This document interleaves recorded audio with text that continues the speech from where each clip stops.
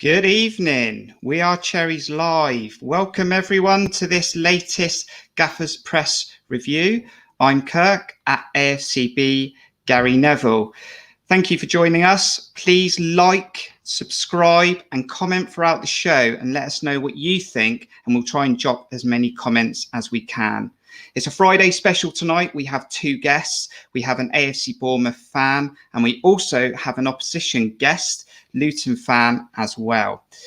Tomorrow at 3 o'clock, AFC Bournemouth take on Luton in the second fixture in the league between the teams. The first fixture was nothing great and nothing to write home about, but Bournemouth fans will probably admit that we were lucky to get away with a draw.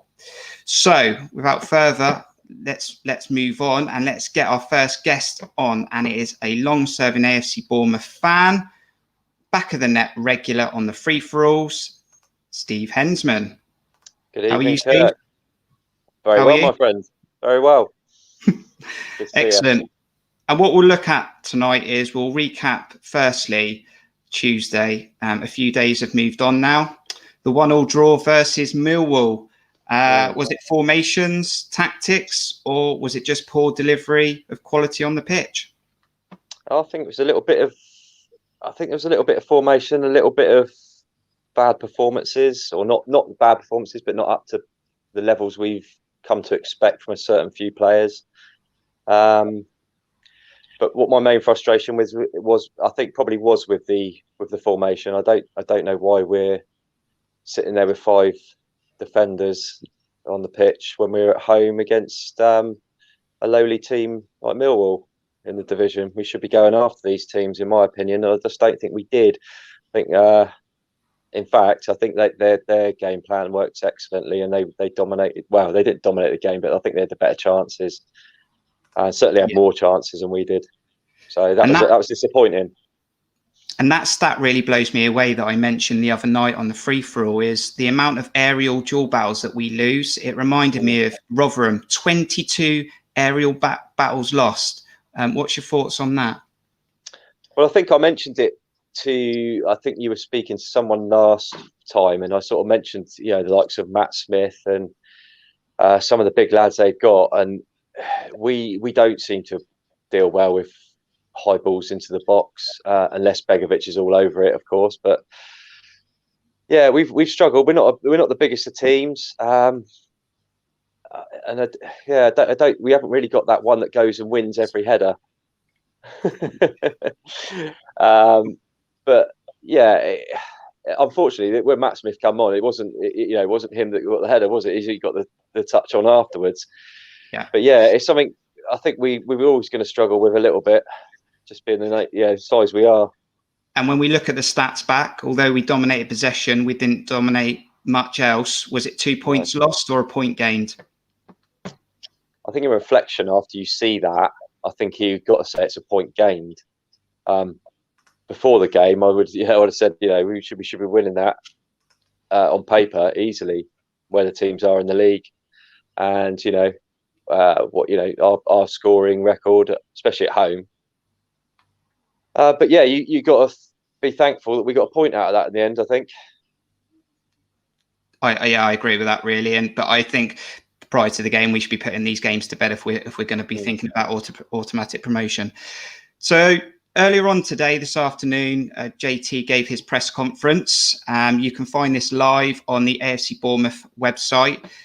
A few things that he was asked was about player availability and, more importantly, Junior Stanislas hobbling off. And he's going to be missing for a month now. Does that concern you, Steve? Actually, it does, yeah. It's surprising how good his form has been in this second quarter of the season. I think Forest was this game he scored 2 in, which was, I think, about November time, and he scored something like 7 and 10 since then. So yeah, evening, John. So to miss, and that's not including his assists as well. I mean, he laid on the goal for Junior, for Dominic the other night. Yeah, he's going to be a huge miss. Plus, he's our set piece taker, penalty taker.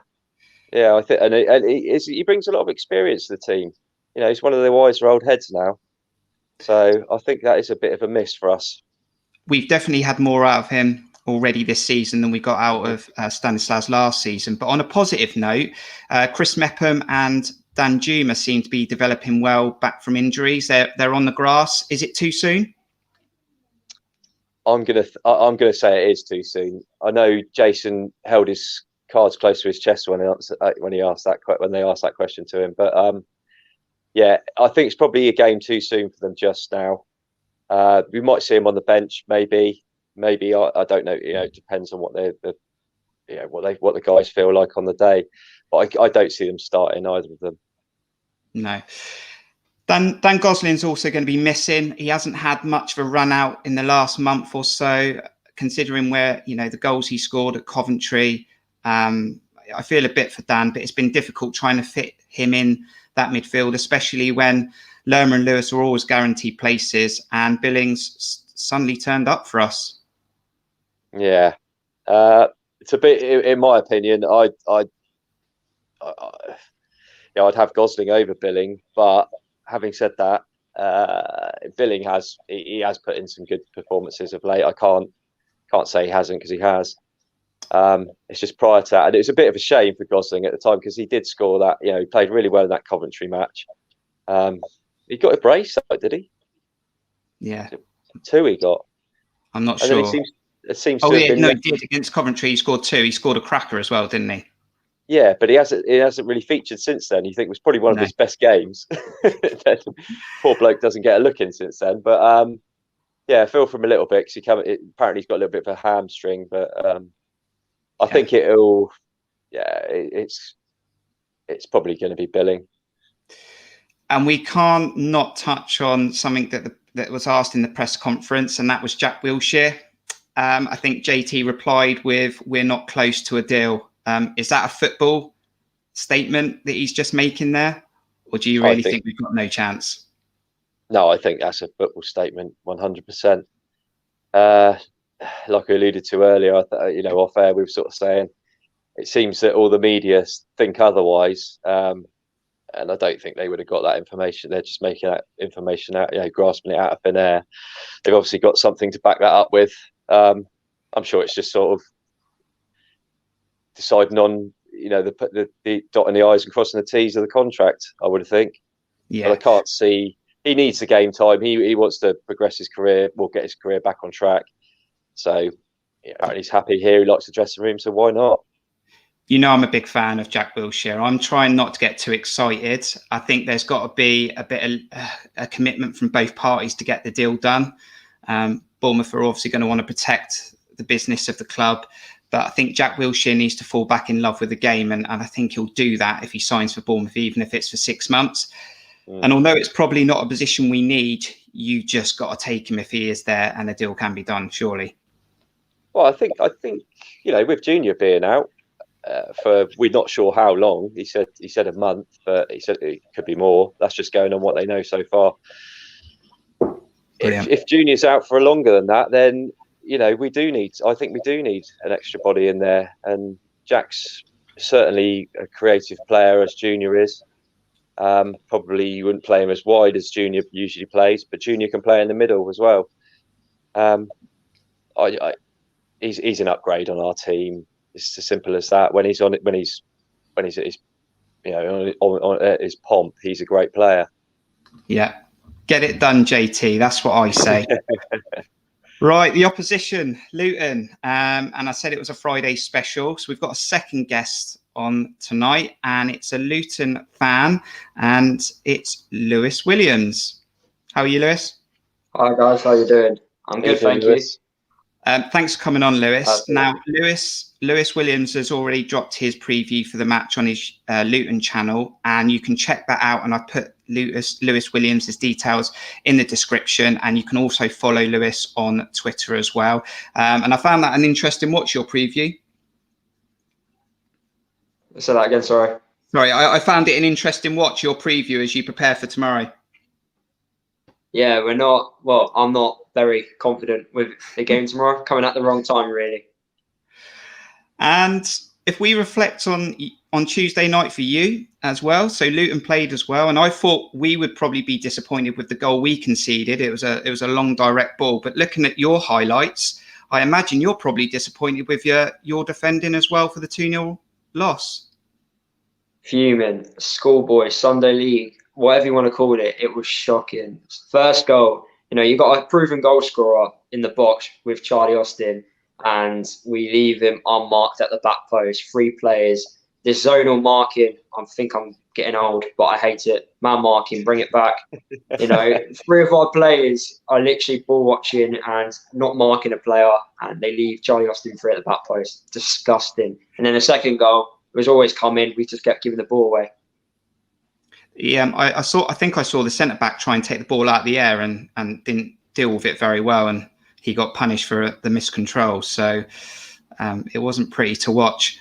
Don't mention Charlie Austin, because we're not massive fans of Charlie Austin. He does like a goal at Dean Court, doesn't he, Steve? Well, you say that, Kirk. I looked into this, and I don't think he scored as many as you think he scores. I think he's only got the one. I think he's only got the one. So I still remember him. I just always imagine him banging goals at South Stand. Maybe it's just that Southampton game. I'm sure it's only one he's got against us when he was at Saints, and it was a 1-1 draw. But it was the one where he went off to the crowd doing all that, Yeah. So Lewis, Luton, 14th in the league, 30 points, 35% win rate. Is that a success if you look back for the start of the season from the expectations? Yeah, it's definitely like a very successful season so far. It's just on how we've performed. Maybe some of our fans, including myself, could think we could do a little bit better than what we're doing. But it's definitely a much better season than last year. Like last year, I don't think it could get any worse, but it's a much better, much improved season so far.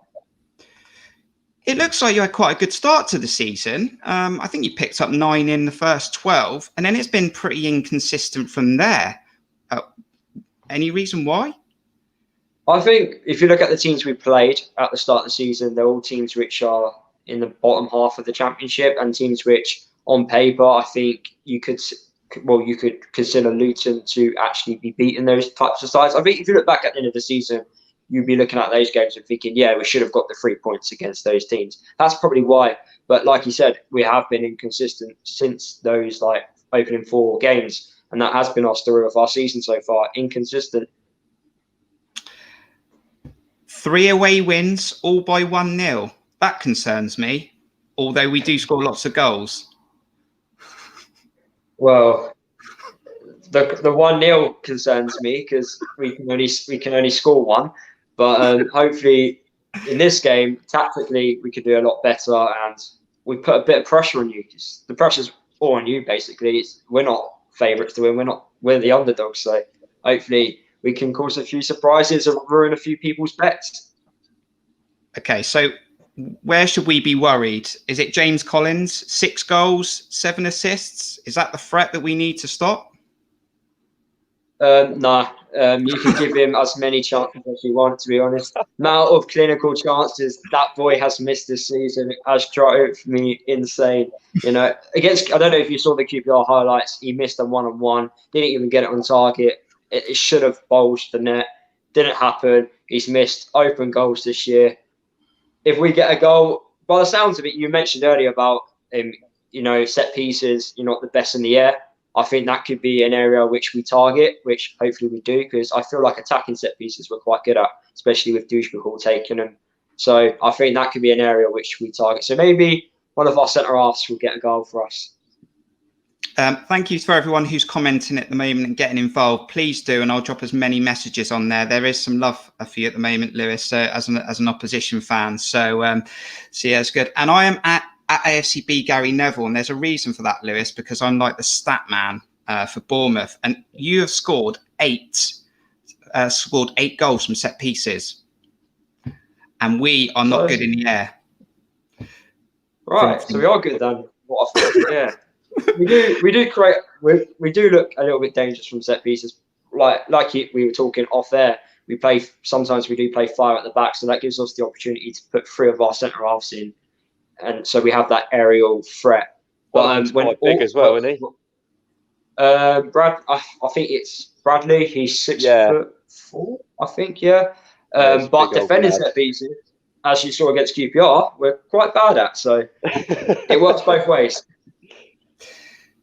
Now, a few players tomorrow who might start on the pitch will face up against their former teams. So we'll have a look at a few now. So Harry Cornick signed for Luton 3 or 4 years ago. Now, he never really broke into the Bournemouth team, and I think he only ever got one appearance in the Cup. Jack Stacey, we signed from Luton 2 years ago, and he is turning into a right fans' favourite here at Bournemouth.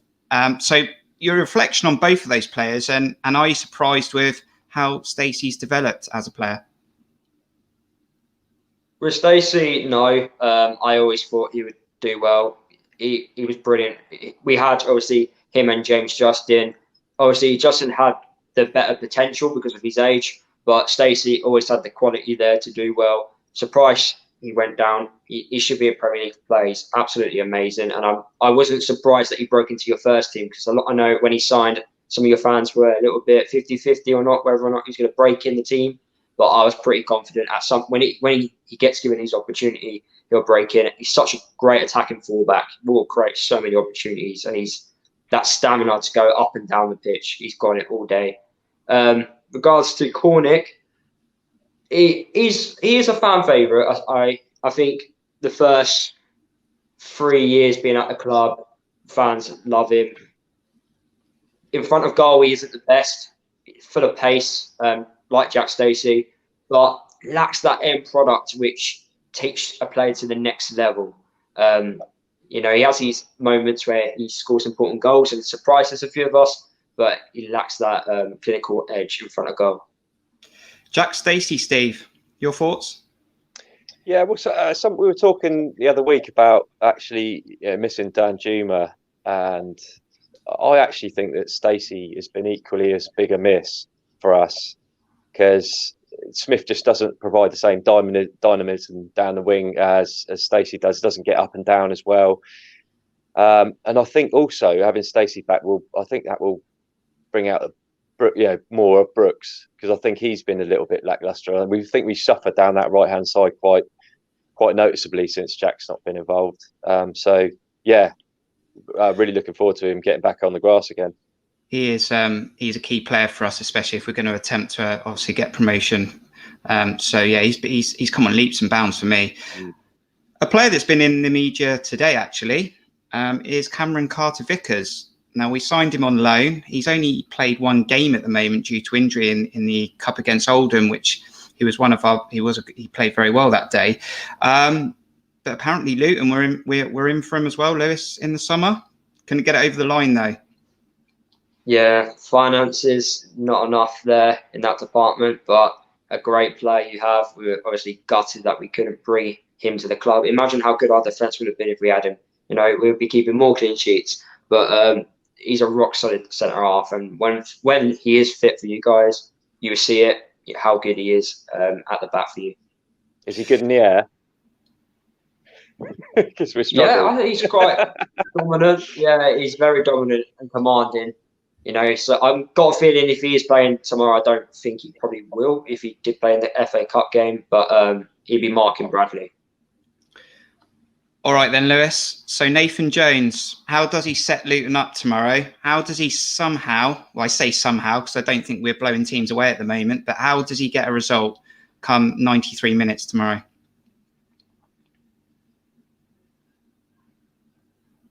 Do you want how I want him to set up? Or do you want how I think he's going to set up? I would like us to play with two strikers. I like us to play with two strikers, if I'm being honest. I think we want to put a bit of pressure on your back four. Like you said, you're not the best in the air, so hopefully we could take advantage in that department. But I have a feeling we're going to play a 4-3-3. How are we going to score? I don't know. If I'm being honest, I'm not positive in that department. But I think he's going to set up either 4-3-3 or 5 at the back. I think he won't ever hold on for a draw. He'll go for the win, and we will try and play attractive football like we try to do. But I think depending on how the game goes, will determine whether or not we'll hold on for a draw or go for the win. Score prediction? Oh, you guys are going to win 2-0 easily. It could be. It depends how well we start the first half. If we collapse after 10 minutes, which could happen, it could look like you guys will run riot and win 4-0, if I'm being honest. We're playing you at the wrong time, in my opinion. Do you not think he'll try and play the same way he did against us previously? He can do, but like in that game, we did look the better side going forward, but we're just not consistent in that department of going forward. We're not. What worries me is that we won't have a shot on target until the second half, and at this level, you can't do that. And with your squad, you only need one chance, and you're pretty much going to score it. We don't have the players in our squad to do that, so that's why I don't. Even if he does set us up in that way, it's which players are going to step up and how many opportunities are they going to need. If they're going to be clinical, then that's fine, but I don't see that happening. I mean, I think I'm so negative at the moment. we can destroy teams, and we have destroyed teams this season. We have beaten the likes of Barnsley 4-0. And I think actually Luton have only been, I say, battered once this season away from home at Cardiff. So it looks like when you have lost games, especially away from home, they've been tight affairs. And although I think on paper we should be winning this game and we shouldn't really be that concerned, that was the same for Millwall, and we seemed to struggle. And we were 10 minutes away from getting a 1-0, but we conceded a goal. So, yeah, that's where we're at with it, really. So I agree with you. The longer you stay in the game, you might have a chance. Yeah, it's a weird one. Like, although I'm being negative and that, but look, the boys could surprise me. Nathan could surprise me. We may play 3 players up top tomorrow. Not like anything can happen. It's football at the end of the day. So if we do it, then I'd be very. If we get a draw, I'd be very happy. But I just can't see it. But then that's when Luton normally prove me wrong. And it is the Championship. Anything can happen. Exactly that. Lewis, it's been brilliant to have you on. So, as I said before, follow Lewis Williams on YouTube. He's got the preview out for the game tomorrow. I actually feature in that preview from a Bournemouth point of view as well. Check out Lewis' Twitter as well. And as I said, enjoy the game tomorrow, Lewis. Although we don't want you to win, we do wish you all the best for the rest of the season. I'll try and enjoy the game tomorrow. Thank you for having me on. All right. All the best, Lewis. Cheers. Thank you. Bye-bye. Feel any different about the game tomorrow after hearing that? If he does play a 4-3-3, what did he say? Yeah, he said 4-3-3, didn't he? I think it would work in our favour. I think if he sets up like he did last time, I think we might struggle again, like we did against Millwall. I think now if they employ a low block against us, like we said before, we seem to have a little bit of a nightmare trying to unlock that door sometimes. So yeah, interesting. Really, really good to have an opposition guest as well. It really balances it out for me and gives me a better insight because we can't know everything about every club. So I really enjoyed that. Okay, Steve, we got to attempt now to predict the lineup for tomorrow. And as I say, we are going to attempt to predict the lineup. You know, I mean, you're going to attempt to predict the lineup, and it's not the way who you would want to start. It's who JP is going to start. So we're going to bring up the field as we always do. And you told me earlier on that you're going to go for a 4-3-3. So we've already worked that one out. And I put Begovic in. You're not going to change my mind, are you? No. That's a nailed on, mate. That is. As we go along this, for all of you that's currently watching, thank you. Make sure you hit that thumb button, subscribe, comment, and let us know if you agree or disagree with Steve as we go through the team. So let's go to right back. Who are we going for, Steve? Well, it's got to be. I'll just bigged him up and say how much we missed him. I'm going to put Stacey in. You see how I put the S in, so I'll cover myself. I almost felt like changing it to Simpson or just going put Solanke there or something. Really upset you.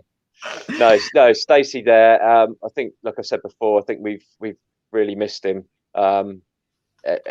Smithy's not quite he's not played awfully, but he's not quite been at the races like Stacey was before that.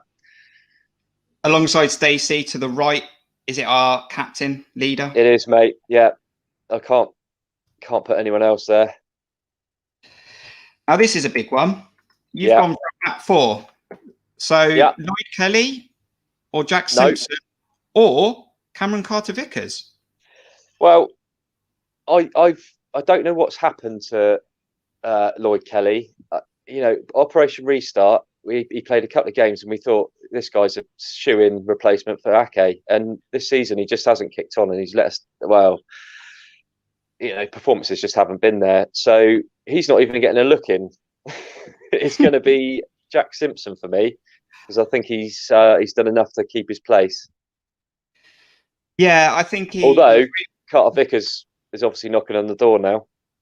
I don't think you can write that one off for me.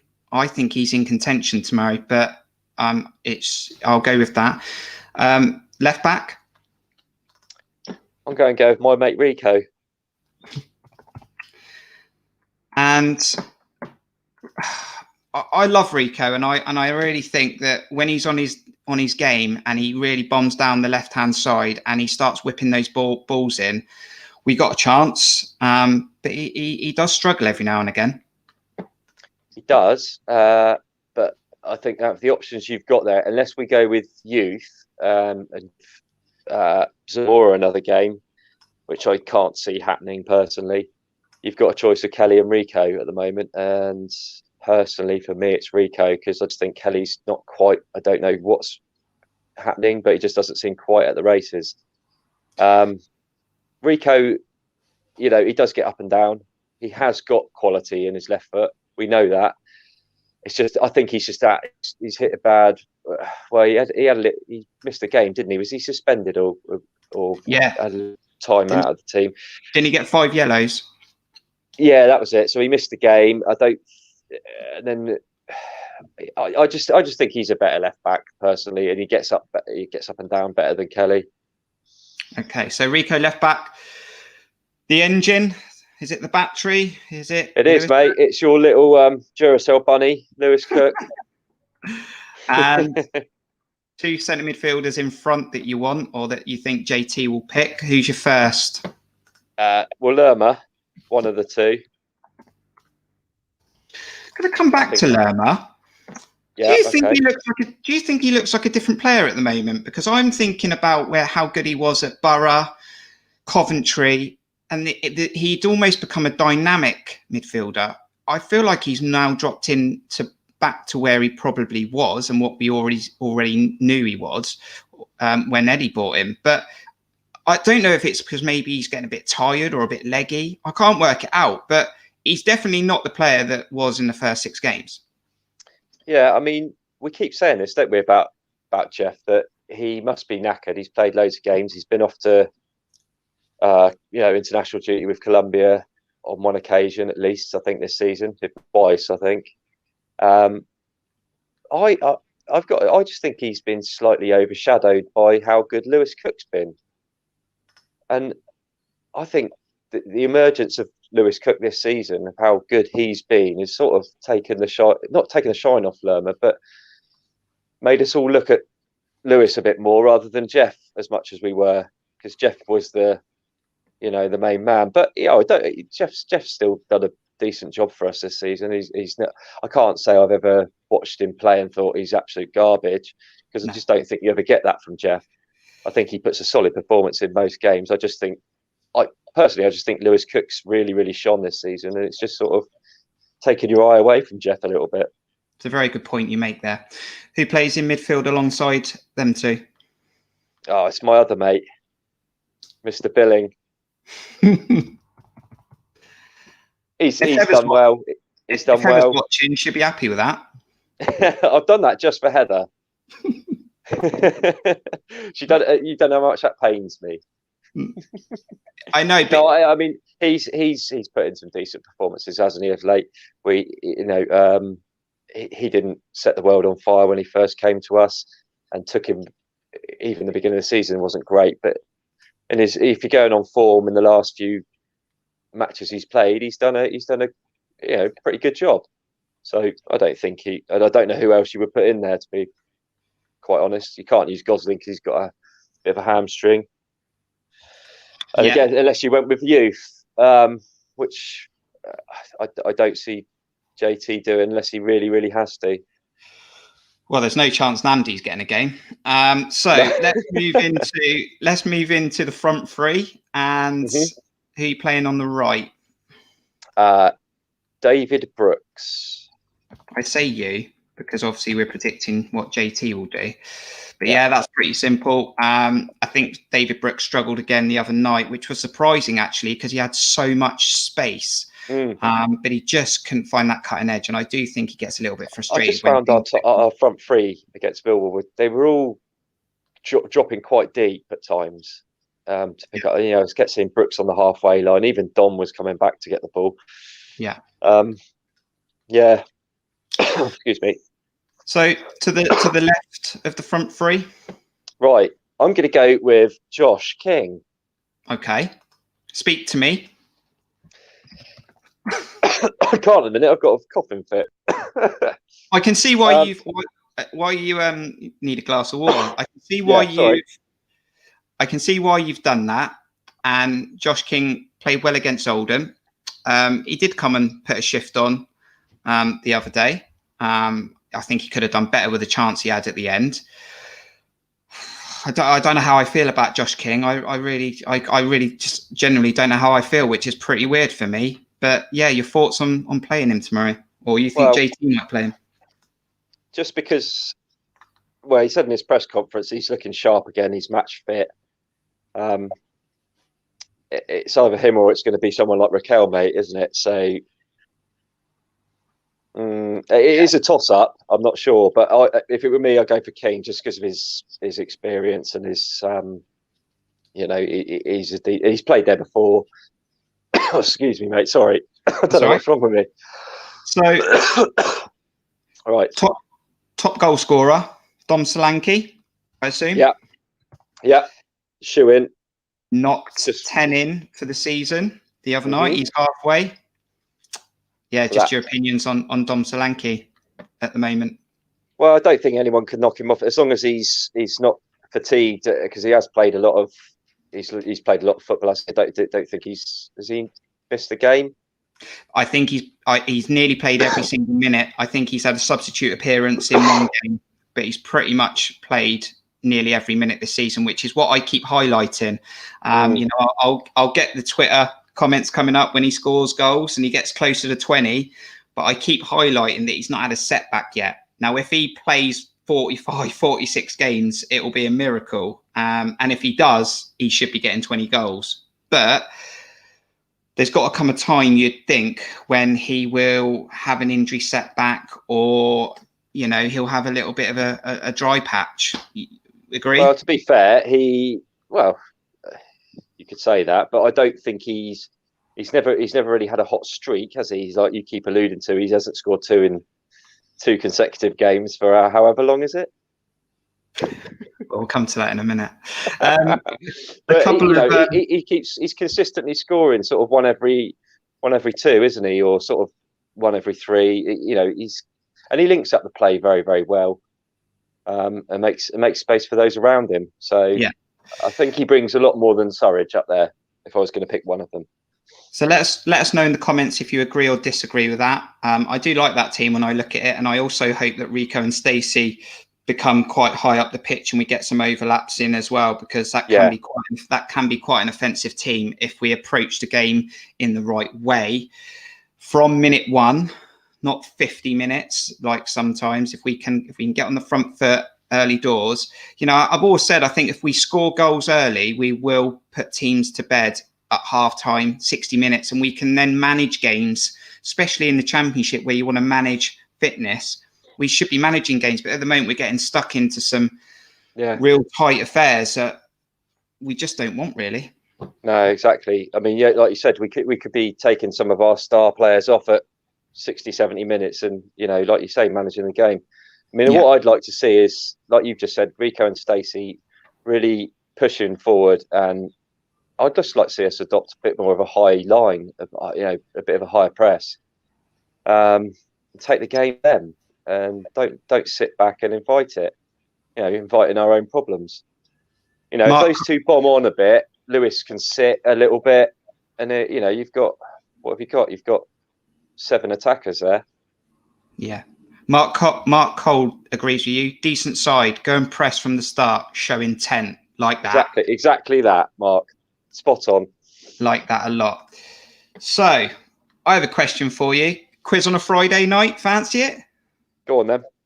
1,915 days. Come on. Anyone in the chat, let me know if this means anything to you. Is anyone else as bored as I am with this stat? Come on, Steve. What does that mean to you? Well, as most people will be aware of, because you've not mentioned it at all. That's the last time. Well, that's how many days it's been since Dominic Solanke scored 2 in a row, I believe. That's right. So you put him at the top, and you think JT will pick him tomorrow, and I think he definitely will pick him. Does he break that stat tomorrow and put it to bed? Do you know what? I'm going to say yes. Get in. And if anyone else agrees, let us know if you agree with that, because I'm getting a bit bored of saying it, actually, to be fair. I'm getting a bit bored of hearing it.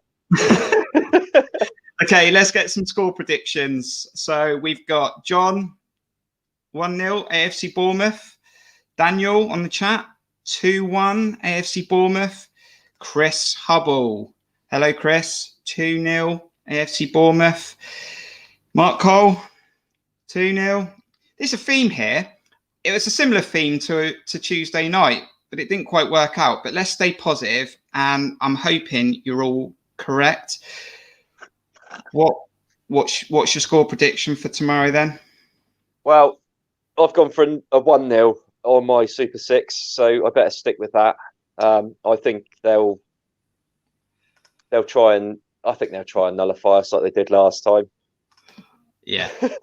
Since you scored in the 5-a-side. That's right. And Sammy's gone for 3-1. So I think equally, if we go after them and we hit our straps like we did against like Barnsley and Huddersfield, we could take them apart easily. Yeah. I think we're due another one of them, to be honest. Definitely. Brilliant. It's been great to have you on, Steve. Been lovely to see you. Absolutely. Watching the game? I will be. Yeah, absolutely. Wouldn't miss it. Fantastic. And I'm sure I'll probably see you on the free-for-all as well. Yeah, will do, mate. Right. Enjoy the game. Cheers, Steve. Thanks, mate. Take care. Pleasure. Brilliant. And there's some really good chats in there. And loving the score predictions. I hope they all are correct. Craig's going for my old mate, Cara, Solanke and Brooks to score. Now, loads more content to come. As I said, really appreciate everyone for joining in tonight. We've got the game day video going out at 9 o'clock in the morning. Look out for that on YouTube with some extra AFC Bournemouth fans included. We've got lineups live on Twitter at 2:15 p.m. So tune in for that and let us know what you think about J-Team's lineup that he chooses and decides to go with. Back of the net, free for all. I'll be there and we'll hopefully be having smiles on our faces with an AFC Bournemouth win and 3 points.